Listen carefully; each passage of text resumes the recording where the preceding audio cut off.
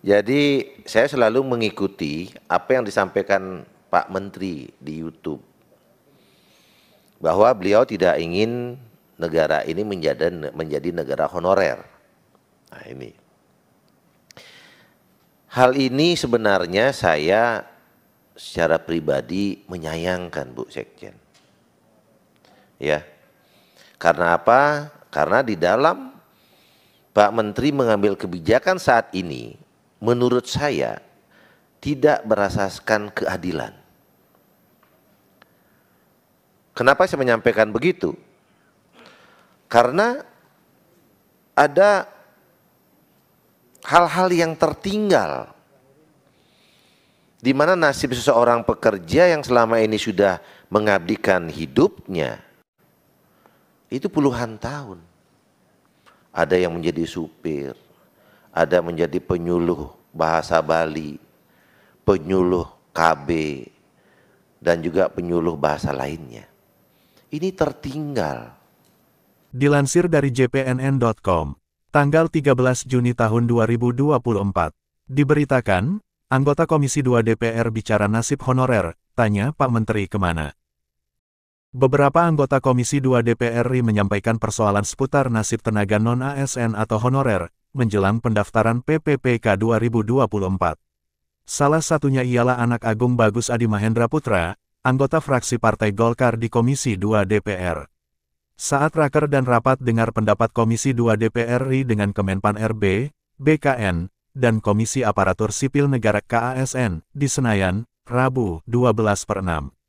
Bagus Adi Mahendra menyampaikan pendapat mengenai penyelesaian masalah honorer, dengan mengutip ungkapan Menpan RB.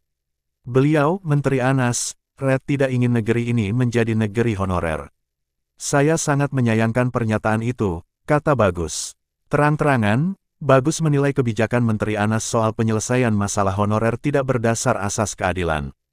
Pasalnya, menurut Bagus, masih ada tenaga non-ASN yang sudah mengabdi puluhan tahun, tetapi tidak terdata sebagai honorer yang akan diangkat menjadi PPPK. Sudah puluhan tahun mengabdi, seperti sopir, penyuluh bahasa ada di Bali, Red ini tertinggal, kata Bagus. Dia mendesak pemerintah agar honorer yang sudah lama mengabdi diangkat menjadi ASN PPPK. Sopir yang sudah puluhan tahun mengabdi, tolong diangkatlah, demi keadilan, cetusnya.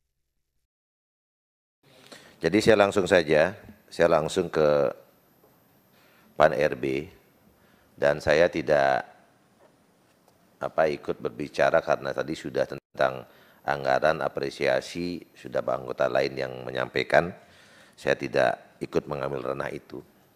Yang pertama, saya sangat menyayangkan Pak Menteri kemana nih Bu Sekjen? Haji, udah izin. Siap. Jadi saya selalu mengikuti apa yang disampaikan Pak Menteri di YouTube, bahwa beliau tidak ingin negara ini menjadi negara honorer. Nah ini, hal ini sebenarnya saya secara pribadi menyayangkan, Bu Sekjen. Ya, karena apa? Karena di dalam Pak Menteri mengambil kebijakan saat ini, menurut saya tidak berasaskan keadilan. Kenapa saya menyampaikan begitu? Karena ada hal-hal yang tertinggal, di mana nasib seseorang pekerja yang selama ini sudah mengabdikan hidupnya, itu puluhan tahun. Ada yang menjadi supir, ada menjadi penyuluh bahasa Bali, penyuluh KB, dan juga penyuluh bahasa lainnya. Ini tertinggal. Dan sebagaimana yang kita ketahui, bahwa pasal 23 ayat 1 Undang-Undang Dasar 1945 mengisyaratkan adalah bagaimana keuangan ini kita laksanakan dan bertanggung jawab untuk sebesar-besarnya kemakmuran rakyat. Pasal 23 ayat 1 ini nyaris terlupakan,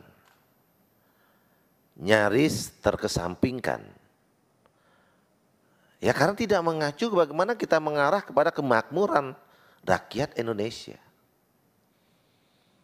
Di sini Bu Menteri, Bu Sekjen, jadi di penambahan anggaran ini apakah nggak sebaiknya ya kalau kita melihat ada benarnya pernyataan Pak Menteri bahwa kita mempunyai stok mahasiswa sarjana S1, S2 yang berkualitas. Betul, saya sependapat.